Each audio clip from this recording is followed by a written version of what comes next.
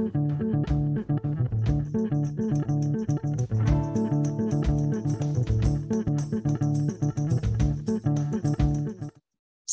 siang rekan-rekan calon aplikan Fulbright Doctoral Degree Program se-Indonesia. Selamat datang di acara daring sesi informasi dan workshop untuk penulisan esai studi objektif dan personal statement yang khusus kami adakan, Aminef adakan untuk Anda pada siang hari ini. Terutama bagi Anda yang saat ini mempersiapkan diri ya untuk melamar program Fulbright Doctoral Degree yang mana sedang menerima aplikasi hingga tenggat waktu pendaftaran 1 Maret 2022. Nama saya Mita dari tim komunikasi Aminef akan jadi host dan juga moderator Anda pada siang hari ini. Nah, rekan-rekan sekalian, acara ini akan terbagi ke dalam 2 sesi, yaitu sesi pertama berisi tentang sesi informasi beasiswa Fulbright dan juga tips menuliskan studi objektif dan personal statement secara umum. Dan nanti sesi kedua akan ada sesi workshop bersama para alumni di dalam breakout room, di mana sesi kedua tersebut bisa diikuti oleh Anda yang sudah mendaftarkan diri di acara ini sebelumnya. Jadi, untuk sesi pertama, kami akan dan sedang menyiarkannya di Facebook page Aminef Fulbright Indonesia, dan juga My America Jakarta, Education USA, dan sebagainya. Oleh karena itu, kami mengucapkan selamat bergabung ya kepada Anda yang akan menyimak sesi pertama, sampai nanti kurang lebih jam 3 waktu Indonesia Barat. Dan tentunya kami mengucapkan terima kasih banyak kepada rekan-rekan yang sudah bergabung di Zoom meeting ini dan sudah melakukan registrasi ya sebelumnya. Oke, sebelum saya memulai penjelasan mengenai tentang Fulbright Doctoral Degree Program, saya ingin sedikit menjelaskan tentang peraturan acara daring ini. Selama narasumber nanti membagikan informasi dan juga paparan, mohon untuk rekan-rekan yang berada di Zoom meeting untuk bisa mute atau mematikan audio Anda, agar nanti materi yang disampaikan itu bisa didengarkan dengan jelas oleh para peserta lainnya. Lalu akan ada sesi tanya-jawab bersama para narasumber nanti setelah paparannya selesai diberikan. Jadi nanti silakan rekan-rekan mengirimkan pertanyaan Anda kepada saya via private chat di aminef.mita. Jadi nanti akan saya pilih dan bacakan kira-kira pertanyaan yang disampaikan oleh saya kepada pembicara kita. Karena memang untuk waktu tanya jawabnya tidak begitu lama ya. Nah, untuk rekan-rekan yang menyimak acara ini via Facebook page live, Anda bisa menyampaikan pertanyaan Anda di kolom komentar di siaran langsung Facebook page live yang Anda sedang saksikan. Baik, langsung saja saya ingin memulai untuk penjelasan mengenai program Fulbright Doctoral Degree, yang mana kami ingin buka dengan tagline ya, Andakah Fulbrighter Indonesia selanjutnya? Nah, rekan-rekan sekalian, Fulbright memberikan saya kesempatan untuk menempuh pendidikan tinggi yang membuka pintu peluang luar biasa lainnya. Ini adalah sebuah quote dari salah satu alumni Fulbright yang ingin kami tampilkan kepada Anda. Ya. Nah, beasiswa Fulbright itu sudah berada di Indonesia sejak tahun 1952, di mana beberapa jumlah alumninya itu ada 3.000 warga Indonesia dan juga 1.300 warga Amerika Serikat. Oke, mohon maaf sebelumnya, saya ingin mengecek ulang untuk PowerPoint saya nanti akan ulang untuk share screen lagi ya, ditunggu sebentar. Ya. Nah, untuk paparannya saya akan lanjutkan sesaat lagi setelah saya membuka file yang benar. Sebentar ya.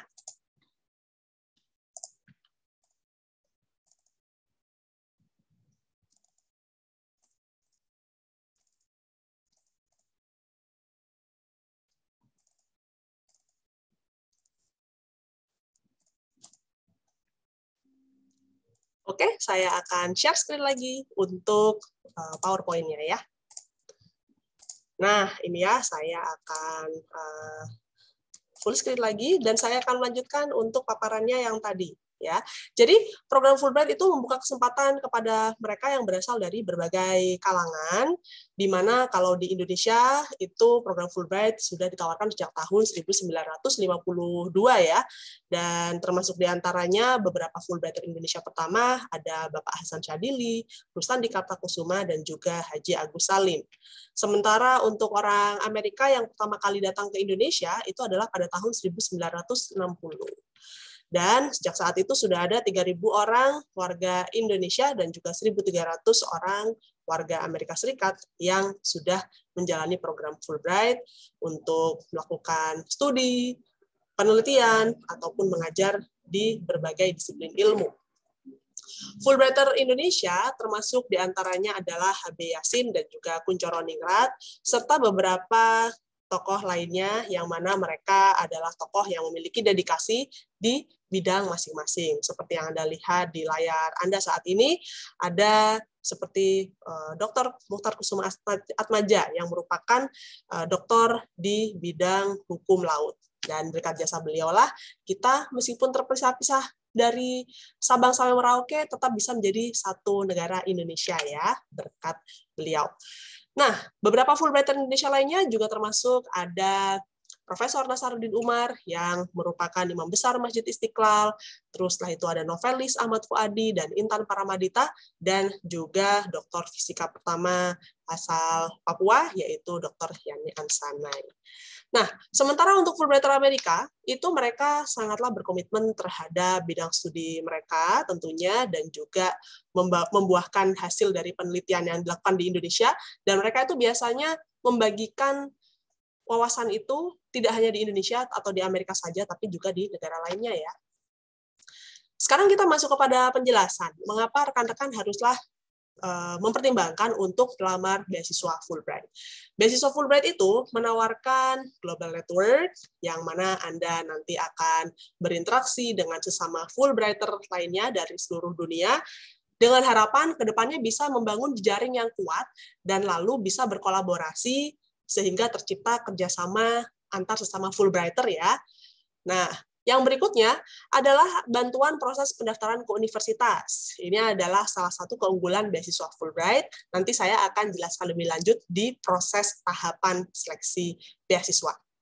Lalu setelah itu, adanya bantuan akademis dan non-akademis selama studi di Amerika Serikat, dan adanya kesempatan untuk pre-academic training sebelum memulai studi S3 Anda.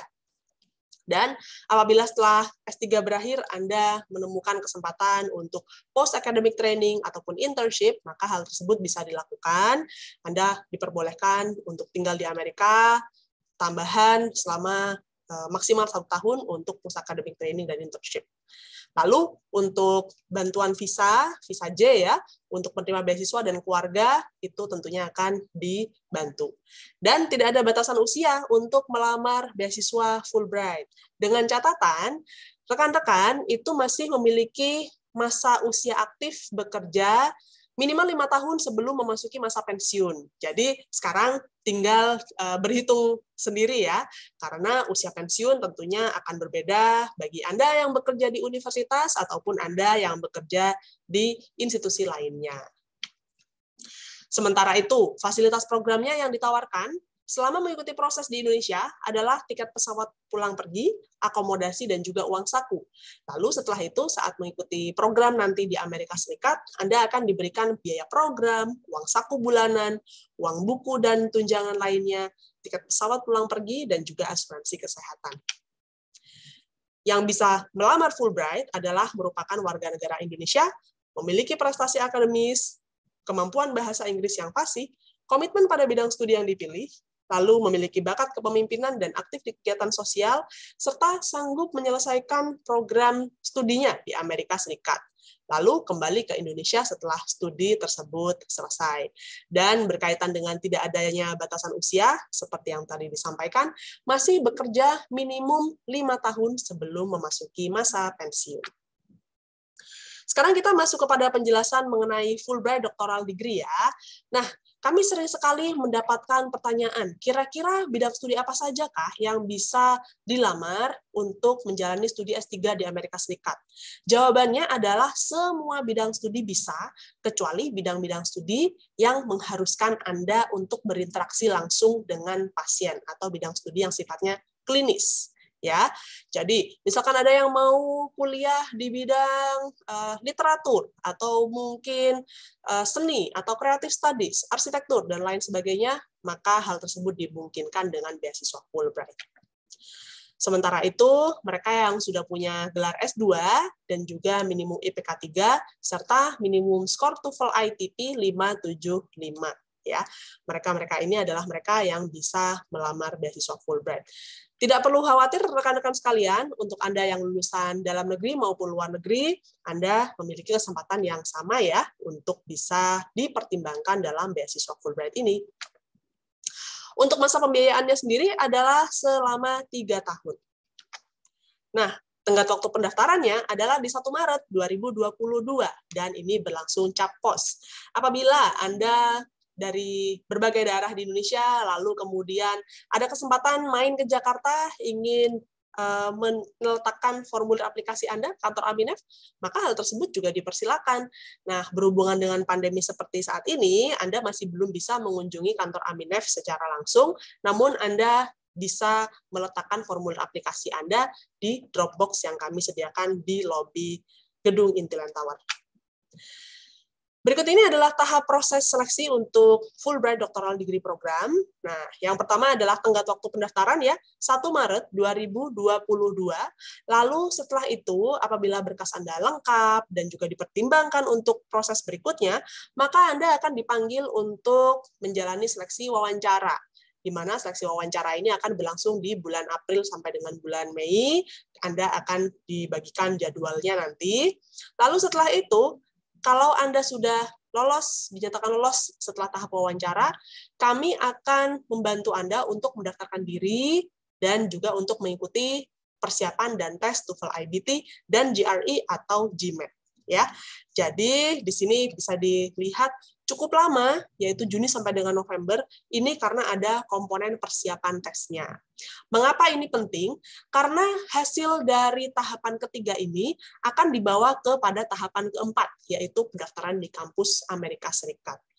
Untuk Anda yang melamar Fulbright Doctoral Degree Program, maka Anda akan dibantu untuk melamar ke 4 sampai dengan 6 kampus yang berbeda di Amerika Serikat. Apabila Anda ingin didaftarkan atau mendaftarkan diri ke kampus yang lebih banyak lagi, apakah hal tersebut diperkenankan? Tentu boleh, dengan catatan Anda harus melaksanakan direct application atau aplikasi langsung ke universitas yang Anda ingin tuju di luar kampus-kampus yang sudah dibantu pendaftarannya oleh Fulbright ya. Nah, setelah itu kita sama-sama menunggu kira-kira apakah Anda diterima atau tidak oleh kampus tersebut. Nanti akan keluar dokumen namanya Letter of Acceptance ya. Setelah Anda menerima LOA, misalkan Anda menerima 2 atau 3 LOA, berarti silakan Anda tentukan Anda ingin berkuliah di kampus yang mana. Cukup 1 tentunya ya. Nah, setelah Anda mengonfirmasi penempatan, barulah kami undang untuk melaksanakan orientasi prakeberangkatan, di mana di orientasi ini Anda akan dibekali dengan materi supaya sukses hidup di Amerika Serikat dan juga studi di Amerika Serikat. Barulah setelah itu kami akan bantu Anda untuk wawancara visa dan proses keberangkatan ke Amerika. Di sini dilihat bahwa kurang lebih berjalan 18 bulan ya timeline-nya. Karena yang Anda perlu lakukan untuk tahap awal adalah cukup untuk mendaftarkan ke beasiswa Fulbright-nya terlebih dahulu. Karena proses lainnya akan dibantu oleh Aminef, termasuk untuk proses mendapatkan LOA-nya. Ya. Nah, kalau ada informasi yang Anda ingin lebih dalami mengenai Fulbright Doctoral Degree, tentunya laman Aminef itu menjadi rujukan utama, dan kami juga sarankan Anda untuk mengunjungi Frequently Asked Question, yaitu halaman yang kami buat dan sudah merangkum pertanyaan-pertanyaan umum yang sering ditanyakan oleh calon aplikan. Anda juga bisa mengikuti kami di media sosial, ada Facebook page, ada Twitter, dan juga ada Instagram. Dan kalau ada pertanyaan, silakan sampaikan di sini. Untuk Anda yang bergabung di Zoom meeting, silakan kirimkan direct message kepada saya melalui kolom chat ya. Kalau misalkan pertanyaannya nanti disusulkan, boleh sekali Anda menelpon kami di Aminef ataupun menghubungi kami via email. Nah, tentang Aminef adalah pengelola beasiswa Fulbright dan fellowship lainnya seperti program CCI dan Global New Grad. Kami berdiri tahun 92 dan mengelola salah satu program Fulbright terbesar di Asia Pasifik. Visi misinya adalah untuk meningkatkan saling pengertian dan rasa saling menghormati antara Amerika dan Indonesia melalui berbagai program pertukaran pendidikan, yaitu program Fulbright dan beasiswa lainnya.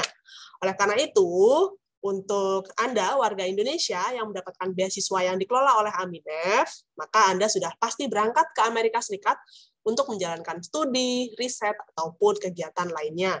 Sementara orang Amerika yang mendapatkan beasiswa Fulbright, itu mereka bisa memilih Indonesia sebagai salah satu negara yang ingin mereka tuju untuk melaksanakan riset, mengajar, ataupun melaksanakan proyek kolaboratif. Total ada 7 program beasiswa yang berbeda, yaitu program Fulbright untuk warga negara Indonesia. Anda sudah mendengarkan yang program Fulbright Doctoral Degree ya. Untuk program lainnya, bagaimana profilnya, persyaratannya, silakan nanti langsung masuk ke laman Aminef untuk info lebih lanjut. Sementara itu, kami juga ada 2 program fellowship, yaitu Community College Initiative dan Global Undergraduate Exchange Program. Itu saja dari kami. Sekarang saatnya rekan-rekan sekalian untuk bisa meraih studi doktor di Amerika Serikat dengan beasiswa Fulbright. Nah, rekan-rekan sekalian, sebagaimana yang kita tahu bahwa dalam komponen beasiswa, yaitu dalam komponen kelengkapan berkas, itu ada 2 dokumen yang diperlukan, yaitu esai, study objektif, dan juga esai personal statement.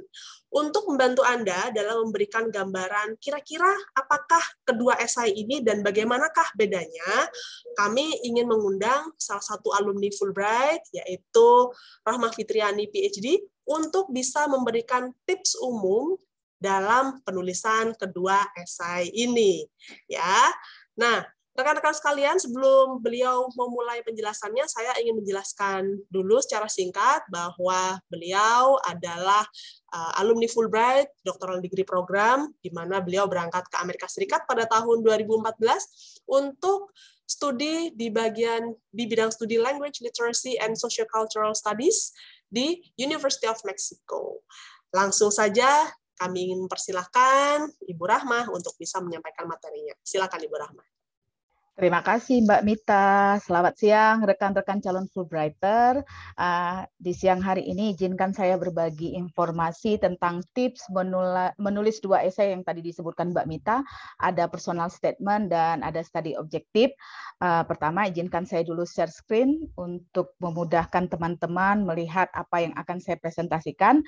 Nah, karena jatah untuk presentasi ini terbatas 15 menit, jadi saya hanya akan berbagi tips singkat membedakan kedua esai ini. Nanti akan ada sesi berikutnya di mana rekan-rekan bisa bertanya lebih intensif lagi.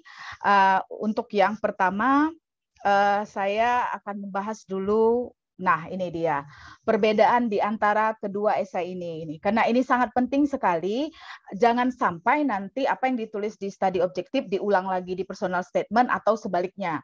Karena memang pada dasarnya kita diminta 2 ini untuk sebagai bagian dari syarat beasiswa Fulbright, dan ini juga akan dibutuhkan ketika nanti kita apply ke universitasnya. Jadi kedua esai ini memiliki fungsi yang berbeda. Sehingga nanti dia dari fungsinya sudah ketahuan bahwa apa yang harus dituliskan di personal statement dan apa yang seharusnya dituliskan di study objektif. Nah, sedikit informasi di tahun 2014 ketika saya berangkat dan saya apply Fulbright 2013, pada saat itu Fulbright untuk PhD program itu masih membutuhkan 1 esai.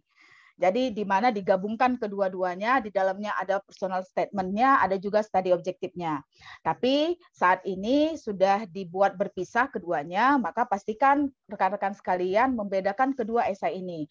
Jadi kalau kita lihat apa sih topiknya atau tujuan dari personal statement ini menjabarkan tentang siapa kamu, siapa Anda sebagai aplikan, lalu study objektif ini menjelaskan apa yang ingin kamu lakukan.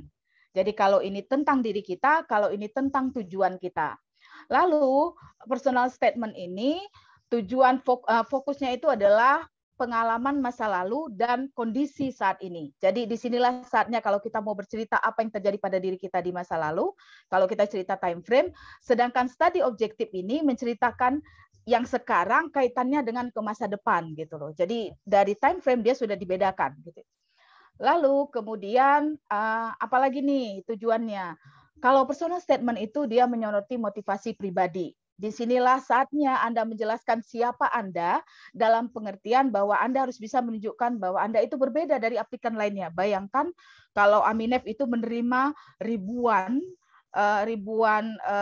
lamaran, maka pastikan bahwa tulisan apa yang kita tuliskan menjelaskan siapa kita itu harus stand out gitu. Kalau tidak, jangankan berharap untuk dapat beasiswa Fulbright, jangan-jangan seleksi administratif pun tidak lulus gitu loh, karena tidak terpilih.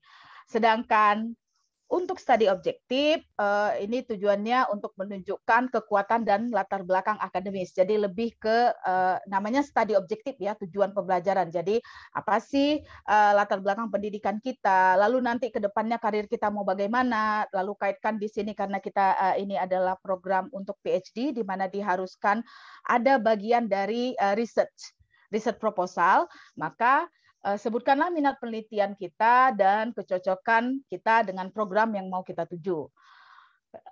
Dan secara keseluruhan, kedua esai ini sebenarnya fungsinya sama, saling melengkapi, yang tujuannya adalah untuk meyakinkan Dewan Komite Aminef Fulbright dalam hal ini bahwa kitalah orang yang paling cocok, orang yang paling tepat untuk mendapatkan beasiswa Fulbright. Jadi agar terlihat stand out gitu. Lalu berikutnya kita fokus dulu ke studi objektif. Nah ini dia tadi, karena tujuannya berbeda, ada topik-topik yang juga berbeda yang harusnya dibahas. Nah kalau untuk studi objektif ini selalu saya sarankan, bukan sesuatu yang mutlak, namanya tips gitu ya kan. Dari awal kita sudah tuliskan secara jelas kita mau ngambil apa sih. Itu memang sudah kelihatan dari awal, jangan nanti kita ngulur ngidul ke sana kemari, ini masih belum ketahuan dia sebenarnya mau apa gitu. Jadi dari paragraf pertama itu sudah terlihat secara jelas dan rinci tentang tujuan. Berarti kalau misalnya untuk doctoral degree, berarti I want to pursue PhD degree, lalu sebutkanlah bidang utamanya apa dan minat khusus dalam bidang ini. Kenapa dibutuhkan minat khusus? Karena nanti akan lebih menjelaskan lagi ke arah target penelitian kita, lalu karir kita, kemudian pentingnya apa yang akan kita lakukan terhadap atau distribusi kita nanti ke depannya terhadap Indonesia. Jadi kalau saya contohkan ini, tadi sudah disebutkan Mbak Mita, saya kan nama program studinya itu adalah Language, Literacy, and Socio-Cultural Studies. Latar belakang akademik dan juga profesi saya adalah dosen, jurusan pendidikan bahasa Inggris. Maka kalau di Amerika ini lebih sering disebut jurusannya adalah TESOL, Teaching English to Speaker of Other Languages. Jadi saya bisa mengatakan bahwa I would like to pursue PhD in TESOL, Teaching English to Speakers of Other Languages, dengan spesifikasinya adalah misalnya pengembangan kurikulum dalam konteks Global Englishes. Nah, kalau itu kan lebih enak gitu loh. Kita tahu nih spesifik. Kenapa seperti ini ditawarkan? Nanti kaitannya dengan yang di belakang, karena di Amerika ini ada ribuan kampus dan setiap kampus itu punya kekuatan masing-masing. Jadi TESOL itu bisa ditawarkan di banyak kampus. Tapi barangkali yang saya cari itu karena saya inginnya adalah tentang kurikulum development dalam pembelajaran bahasa Inggris yang konteksnya adalah Global Englishes. Mungkin hanya ditawarkan di kampus tertentu gitu. Lalu kemudian, jelaskan bagaimana rencana studi kamu sesuai dengan pendidikan kamu sebelumnya dan tujuan masa depan kamu. Karena memang linearitas dalam pendidikan yang sebelumnya dengan apa yang kita ambil itu merupakan suatu syarat mutlak, artinya kita nggak boleh ngambil S3 yang berbeda dengan jurusan S2 kita sebelumnya, maka pastikan kita menjelaskan ini dalam studi objektif, dan tentunya kita akan melanjutkan S3 itu untuk kedepannya mengembangkan karir kita. Untuk menjadi yang lebih baik ke depannya, maka ini juga harus tertera di dalam studi objektif. Kemudian yang ketiga, jelaskan bagaimana minat penelitian kamu relevan dengan tren dan tantangan saat ini di Indonesia. Jadi bahwa salah satu yang paling penting kita memiliki kontribusi terhadap negara, dalam hal ini terhadap Indonesia, yang tentunya kita nggak usah muluk-muluk. Tidak akan mungkin pernah kejadian kita mengatakan bahwa dengan kita S3 di Amerika, kita bisa merubah suatu masalah di Indonesia. Tapi paling tidak kita bisa menunjukkan bahwa kita adalah seorang agent of change yang memberi kontribusi terhadap mungkin penyelesaian suatu masalah gitu. Tidak di level Indonesia, paling tidak paling kecilnya di komunitas di mana kita nanti kembali dari studi kita. Maka harus jelas terlihat bagaimana nanti pendidikan yang mau kita ambil dan penelitian yang mau kita lakukan itu ada kontribusinya terhadap permasalahan atau tantangan yang sedang dihadapi Indonesia saat ini. Lalu yang berikutnya adalah bagaimana kamu akan menerapkan studi kamu setelah kembali ke Indonesia.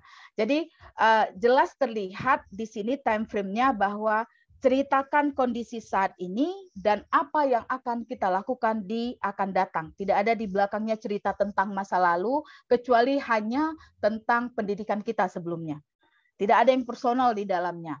Nah, ini penting sekali. Jangan pernah menyebutkan universitas di Amerika, satu universitas tertentu gitu ya, tempat kamu ingin belajar gitu.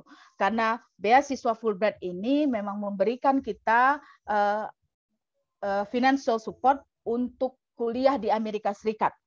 Tapi nanti ketika kita diminta untuk apply itu tidak hanya satu dan kita tidak tahu apakah kita bakal masuk ke sini atau tidak gitu. Jadi jangan menyebutkan dari awal nanti seakan-akan kalau nggak masuk di sini saya nggak jadi kuliah begitu loh. Oke, kemudian yang berikutnya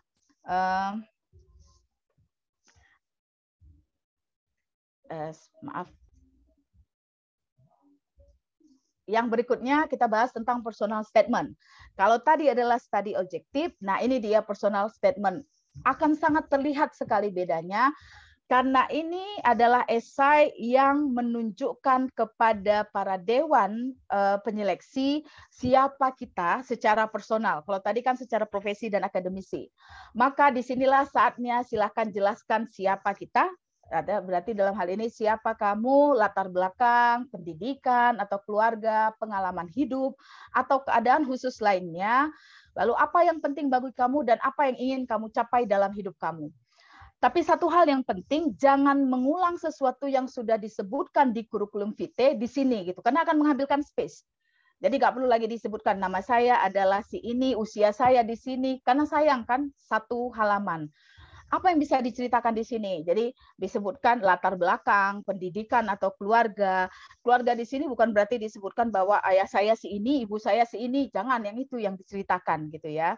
Nah, nanti kaitannya nanti karena ini bercerita, bukan seperti kita melis. Kalau saya contohkan dulu di dalam studi objektif saya, karena dia tadi saya ingatkan lagi hanya satu lembar halaman, maka saya menceritakan bagaimana pengalaman saya di masa lalu. Jadi saya menceritakan bahwa saya ini sebenarnya orang yang sangat benci belajar bahasa Inggris ketika saya di SMP.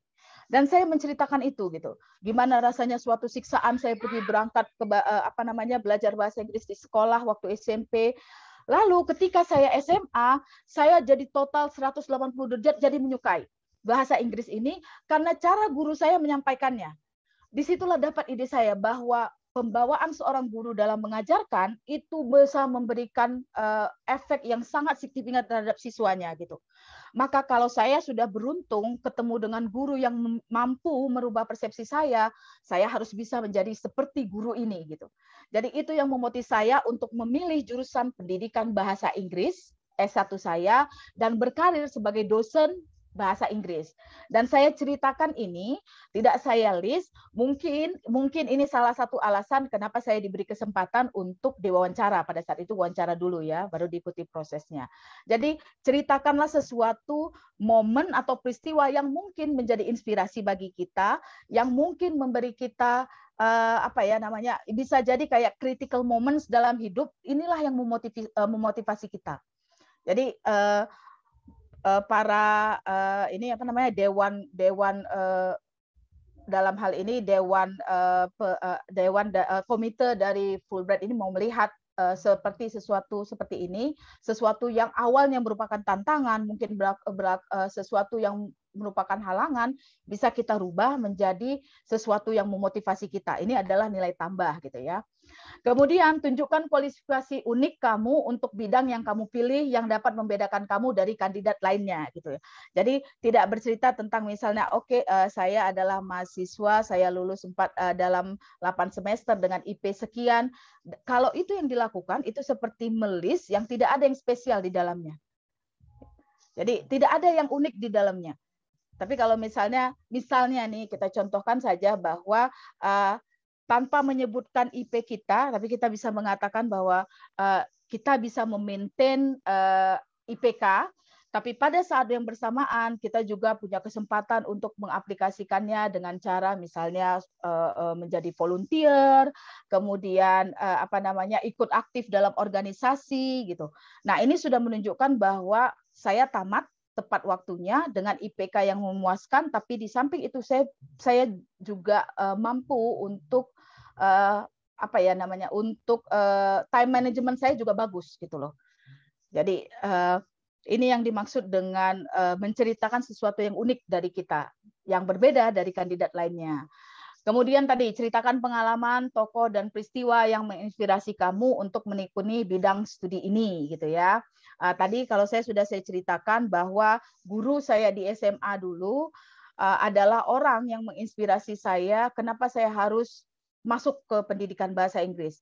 Bahwa saya harus bisa menjadi, kebetulan pada saat itu namanya Pak Kuat. Saya sebutkan, saya harus bisa menjadi Pak Kuat yang berikutnya dan menciptakan Pak Kuat yang lainnya bagi siswanya. Jadi kemudian, mengapa kamu ingin melanjutkan studi dengan beasiswa Fulbright? Nah, ini juga suatu hal yang penting. Jadi kita harus bisa menunjukkan gitu ya, kenapa dia studi dengan beasiswa Fulbright dan juga berarti tujuannya ke Amerika Serikat gitu. Lalu bagaimana pengalaman kamu sebagai Fulbrighter nantinya dapat membantu kamu tumbuh sebagai pribadi. Sedikit kalau boleh dia ke depan, menceritakan masa yang akan datang, tapi tidak menceritakan secara profesi, tetapi personal. Jadi kalau saya contohkan bahwa saya berangkat ke Amerika Serikat bukan hanya sebagai Fulbrighter yang mau belajar, saya juga merupakan seorang duta bagi Indonesia. Apalagi di state di mana sangat sedikit warga Indonesia yang ada di situ, maka apa yang saya lakukan akan menjadi akan dianggap oleh warga sekeliling saya, apa yang saya lakukan inilah representasi apa yang dilakukan oleh orang Indonesia secara keseluruhan gitu.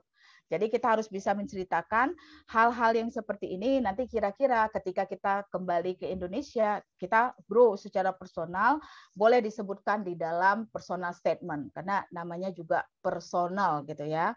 Tapi kembali lagi saya ingatkan, jangan membahas sesuatu yang sudah disebutkan di dalam CV. Oke, waktunya ternyata sudah lewat 3 menit. Saya tutup dengan ini. Nah, kemarin ada nih waktu acara IG Lab yang bertanya, Mbak, saya mau belajar ini di kampus mana sih gitu. Jadi ini yang kita sebutkan bahwa pemahaman rekan-rekan sekalian dalam mencari tahu kampus mana, program studi mana yang akan dituju itu merupakan nilai tambah yang bisa kawan-kawan ceritakan apabila nanti dipanggil interview. Lalu untuk mendapatkan informasi seperti ini memang benar bisa ditanya dari alumni yang pernah studi di Amerika Serikat. Tapi yang paling tahu yang sesuai dengan program studi kita itu adalah kita sendiri. Maka yang bisa dilakukan adalah masuklah dan jelajahilah kampus-kampus di website kampus-kampus di Amerika Serikat, karena hampir seluruh kalau tidak semua kampus di Amerika itu memiliki website yang bisa diakses oleh siapa saja di dunia ini. Maka kunjungilah kampus-kampus di Amerika Serikat ini untuk mengetahui apakah bidang studi yang mau kita tuju itu ditawarkan di situ atau tidak. Nah, tadi setelah kita dapat misalnya cari lagi lebih spesifik, karena tadi kayak saya sebutkan bahwa bidang studi tertentu mungkin ditawarkan di beberapa kampus, tapi karena minat kita juga tertentu, mungkin ini ditawarkan di kampus A tapi tidak di kampus B. Lalu bagaimana caranya agar kita bisa mengetahui ini? Masuklah ke dalam websitenya, lalu nanti cari program studinya, dan setiap program studi itu nanti akan ada silabus atau mata kuliah yang mereka tawarkan di semester atau tahun itu. Silahkan diklik, nanti akan kelihatan di situ. Jadi kalau contohnya kampus saya University of New Mexico itu dia sangat kuat dengan bilingual education. Jadi bahkan yang S2-nya misalnya di New York, ketika mereka mau belajar bilingual education, mereka akan datang ke New Mexico. Alasannya kenapa? Karena di sini banyak imigran. Jadi memang benar-benar bilingual education gitu ya. Nah, jadi yang tujuan bilingual education misalnya pergi ke kampus A. Dan ini bisa kita lihat dari mana? Dari apa mata kuliah, apa silabus yang mereka tawarkan. Atau yang kedua, saya contohkan juga tadi bahwa saya mau melakukan penelitian dengan framework itu namanya socio-cultural theory oleh Vygotsky. Nah, salah satu ahli Vygotsky di dunia ini itu adalah Dr. Holbrookman dan dia merupakan dosen atau tenaga pengajar di program studi yang saya ambil yaitu Sociocultural Language Literacy and Social Cultural Studies. Jadi saya memang menembak kampus itu karena alasannya saya ingin belajar langsung dengan ahlinya. Dan memang pada saat itu alhamdulillah saya memang diberikan baik pembimbing akademik maupun pembimbing disertasi saya Holbrookman ini gitu loh. Jadi di mana nih kira-kira ahlinya, kita mau belajar langsung itu dilihat dari daftar staf pengajarnya. Ini juga bisa menjadikan clue. Lalu pahamilah persyaratan dan prasyarat pada program studi tujuan kamu gitu ya. Karena kita kan diminta kalau S3 di Amerika Serikat itu dibutuhkan IBT dan juga GRE. Nanti kalau program studi tertentu mungkin GMAT atau beda. Nah, GRE kita pahamin ini karena misalnya mereka memiliki persyaratan yang berbeda untuk berapa skor TOEFL-nya, lalu berapa skor GRE-nya, atau bahkan ada program studi yang tertentu misalnya membutuhkan TOEFL IBT tapi tidak GRE. Kenapa tujuannya ini perlu? Karena ini nanti juga bisa menjadi motivasi pribadi bagi kita apabila nanti kalau kita dinyatakan lulus untuk interview dan kita menjalani proses yang berikutnya yaitu tes TOEFL atau GRE, kita tahu nih targetnya berapa nih yang harus kita ambil gitu loh, yang harus kita penuhi. Nah, dan yang paling penting adalah tidak ada yang namanya esai itu bisa siap dalam waktu 1 malam. Bukan candi Borobudur gitu loh. Jadi esai ini memang harus berproses, disiapkan jauh-jauh hari. Kalau saya menyarankan paling tidak 3 bulan sebelum deadline atau sebelum dikirimkan. Dan caranya adalah yang paling lama itu adalah di proses yang keempat ini, review dan revisi. Jadi setelah kita persiapan, outline, lalu kita tulis draftnya, kemudian diendapkan dulu istilahnya, dibuka lagi, direview lagi, diperbaiki lagi, kemudian direview lagi, diperbaiki lagi gitu. Pergunakanlah waktu sebanyak mungkin, secukup mungkin sehingga rekan-rekan merasa bahwa oke, ini yang sudah matang gitu loh. Baru kemudian dikirimkan. Jadi apabila esai kita matang, maka insya Allah tadi tujuan dari study objective dan personal statement tadi untuk menunjukkan bahwa kita adalah kandidat yang paling pas untuk dipanggil dulu paling tidak untuk proses berikutnya itu bisa tercapai gitu. Jadi karena waktunya yang terbatas, sekian dulu yang bisa saya sampaikan. Nanti akan kita bahas lebih lanjut di sesi tanya jawab dan sesi berikutnya. Begitu ya Mbak Mita ya? Ya, betul sekali.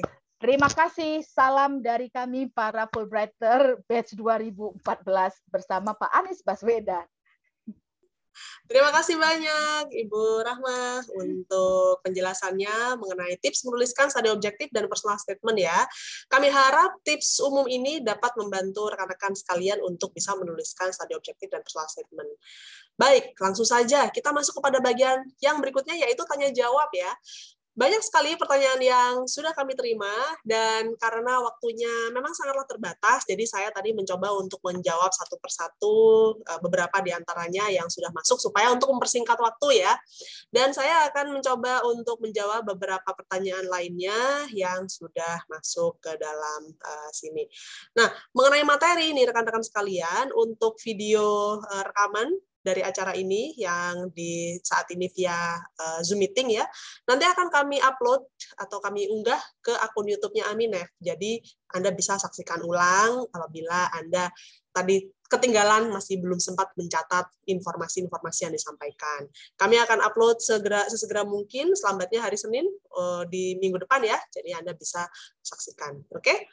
Nah, saya akan mencoba untuk melihat pertanyaan-pertanyaan yang sekiranya relevan. Terus setelah itu saya akan menyampaikannya kepada speaker kita. Kalau semuanya ini pertanyaannya berhubungan dengan pengalaman beasiswa Fulbright ya. Nah, untuk pertanyaannya sebentar.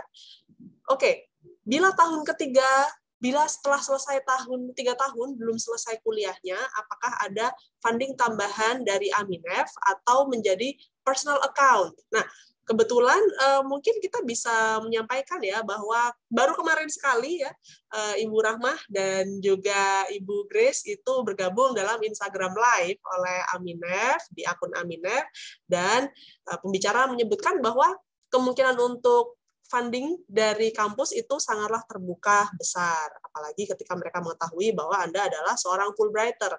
Biasanya kampus-kampus di Amerika Serikat itu sangat dengan senang sekali atau dengan bangga bahkan ya apabila bisa menjadi tuan rumah Fulbrighter. Dan setelah itu mereka juga mengetahui bahwa program beasiswa Fulbright yang memang didanai oleh pemerintah Amerika itu memiliki keterbatasan dalam hal waktu untuk pembiayaannya, yaitu selama 3 tahun. Nah, jadi yang disarankan adalah untuk mengingatkan research advisor Anda untuk bahwa funding itu hanya sampai 3 tahun. Lalu nanti beliau biasanya akan membantu ya untuk kemungkinan tahun keempat atau kelima itu bagaimana.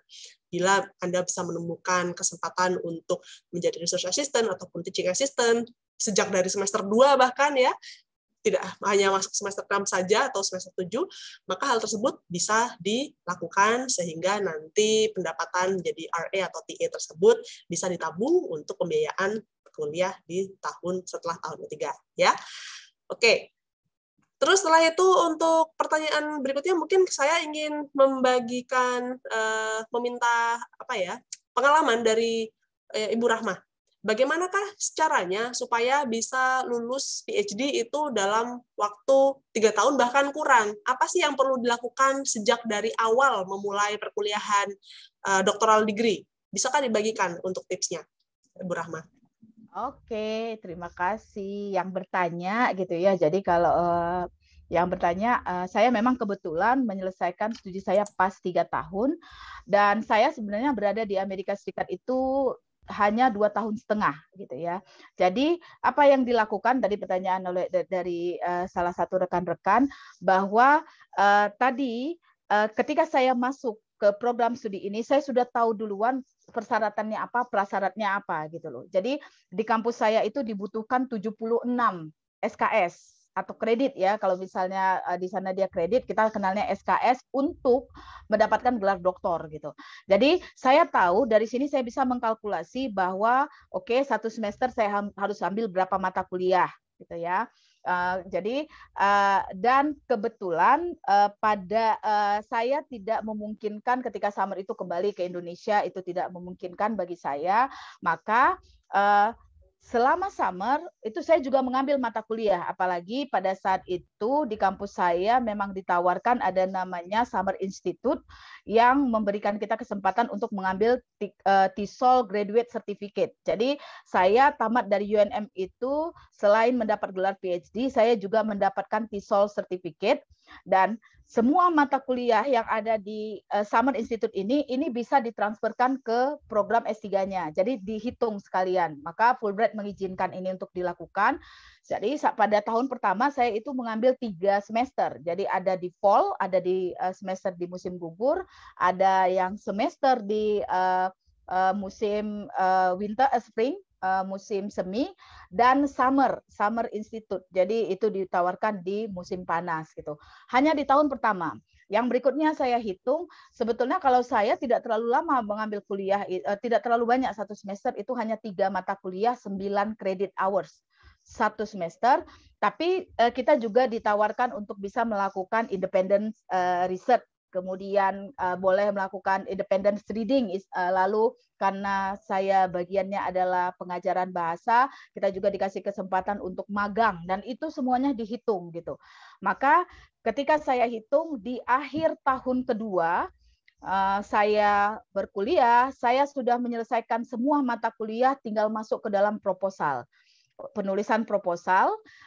Pada saat itu saya menyelesaikan waktu sekitar 2 bulan untuk menyelesaikan proposal saya. Maka begitu defense sudah selesai dan saya sudah mendapatkan clearance dari IRB, saya kembali ke Indonesia untuk melakukan riset. Nah, pada saat itu tadi terkait dengan penjelasan Mbak Mita tadi, memang benar sekali di kampus-kampus di Amerika itu saya menyebutnya lumbung beasiswa. Banyak sekali grant yang tersedia kalau kita mau mencari. Saya 2,5 tahun berkuliah di UNM mendapatkan 7 grant pada saat itu gitu loh. Di luar dari grant yang untuk perkuliahan ya, pembiayaan kuliah, karena kita tidak boleh dapat double grant. Jadi ketika saya kembali ke Indonesia, pada saat itu advisor saya menyatakan jangan lagi kembali ke Amerika Serikat karena hanya defense. Cukup berada di Indonesia, kita akan melakukan dissertation defense-nya dari 2 negara. Pastikan aja internetnya di sana udah oke, maka kami akan menguji dari sini. Nah, pada saat itu saya apply beasiswa yang khusus membiayai untuk disertasi gitu loh. Dan saya berhasil mendapatkannya, maka saya pada saat itu minta kepada advisor saya harus balik ke Amerika biar bisa nih ada pembuktian bahwa saya pakai gitu loh.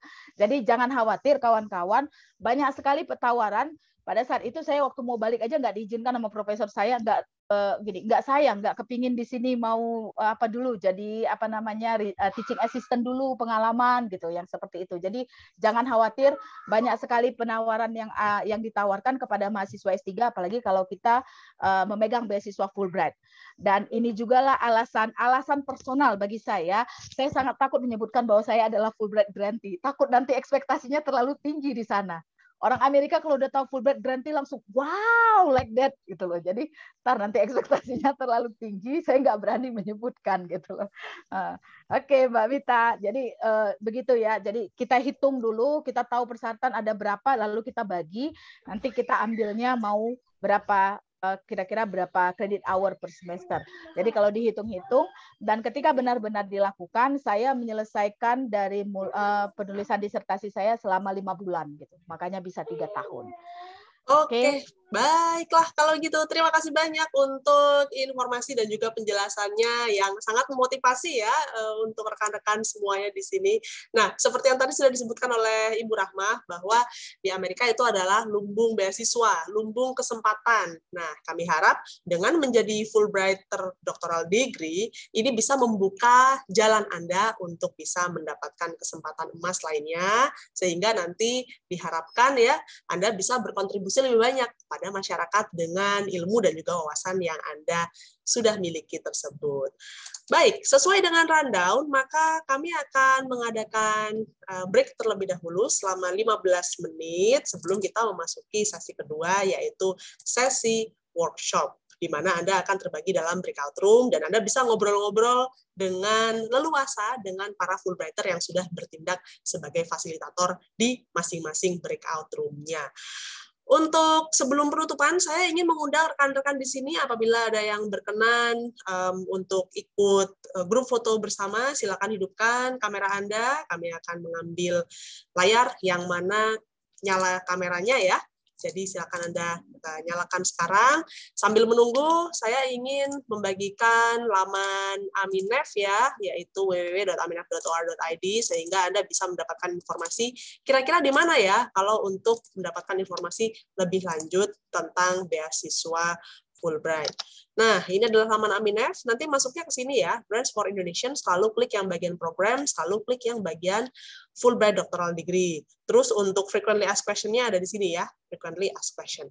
Terus setelah itu untuk inspirasi, seperti tadi saya ada juga pertanyaan, apakah saya yang bekerja di sektor swasta atau dosen non-PNS, apakah bisa melamar beasiswa Fulbright? Nah, silakan jadikan laman ini sebagai inspirasi Anda, karena laman ini berisi tentang profil-profil penerima beasiswa Fulbright, doctoral degree, dan juga program Fulbright lainnya, sehingga Anda bisa mengetahui profil masing-masing. Seperti contohnya, kalau kita klik salah satu ya, di sini ada Bapak Budi Kurniawan. Bapak Budi Kurniawan ini studi S3 di bidang Political Science di Northern Illinois University, beliau dari Universitas Lampung, dan sebagainya. Informasi ini bisa Anda eksplorasi lebih dalam tentunya ya. Kalau semuanya Anda ingin tahu tentang Alumni Directory secara keseluruhan, katanya ada 3.000 orang. Di manakah nama-namanya? Informasinya ada di sini ya. Ada 3.094 nama. Nah, silakan Anda gunakan keyword apapun yang Anda inginkan, bisa berdasarkan bidang studinya, ataupun hometown-nya, atau field, home institution-nya, dan lain sebagainya. Silakan Anda klik di situ. Misalkan di sini kita ingin mengetahui kalau Ibu Rahmah seperti apa sih profilnya, bisa juga diklik di sini. Terus setelah itu nanti Anda bisa mendapati page Alumni Directory dari Ibu Rahmah. Jadi kurang lebih begitu ya untuk informasinya. Oh ya, untuk rekan-rekan yang saat ini mungkin terkendala dengan belum memiliki skor TOEFL, skor TOEFL itu saat ini TOEFL ITP ya, itu sudah ada kesempatan untuk tes secara online, jadi silakan nanti Anda klik di sini ya, toeflitp.iif.or.id di TOEFL ITP schedule. Silakan Anda simak di mana sajakah yang ada tes TOEFL ITP online-nya. Kalau kami sarankan, jangan mendekati tenggat waktu pendaftaran, karena ketika Anda tes, Anda butuh waktu kurang lebih 2 minggu sebelum Anda bisa mendapatkan hasil skor TOEFL Anda ya. Jadi tolong diantisipasi untuk timingnya. Semoga informasi ini bisa membantu dan juga memberikan jawaban ya terhadap beberapa pertanyaan lainnya. Oke, kita mulai untuk hitungan mundur ya. Rekan-rekan, kita mulai 1, 2, 3 untuk foto bersama. Oke, baik. Terima kasih. Kita mulai untuk hitungan mundur kedua, untuk layar kedua. Silakan semuanya tahan posisi ya, karena kita nggak tahu nanti tampilnya di layar keberapa. 1, 2, 3. Alright, terima kasih banyak. Kita bisakah sudah mundur ke slide berikutnya? Apakah tim di studio sudah ready? Oke, kita mulai ya untuk hitungan mundurnya lagi. 1, 2, 3. Terima kasih banyak. Nah, kita cukup 3 layar saja karena hanya 3 layar yang terbuka. Terima kasih banyak untuk partisipasi rekan-rekan sekalian untuk sesi pertama dari acara daring, sesi informasi dan workshop untuk Fulbright Doctoral Degree Program. Jadi untuk Anda yang saat ini menyimak acara ini via Facebook page, maka di sini adalah akhir dari acara yang kami siarkan ya. Nanti untuk Anda apabila ingin menyaksikan tautan rekaman acaranya, kami akan siapkan di Facebook page Aminef ada, dan juga nanti akan ada di akun YouTube Aminef. Untuk rekan-rekan yang saat ini tergabung di Zoom meeting, maka kita akan ada break ya, kurang lebih nanti 10 menit, yaitu sampai pukul 3.03 waktu Indonesia Barat. Nanti kita akan kembali untuk sesi kedua, sesi workshop bersama alumni. Oleh karena itu, jangan kemana-mana, sampai ketemu lagi pukul 3.03 waktu Indonesia Barat. Terima kasih.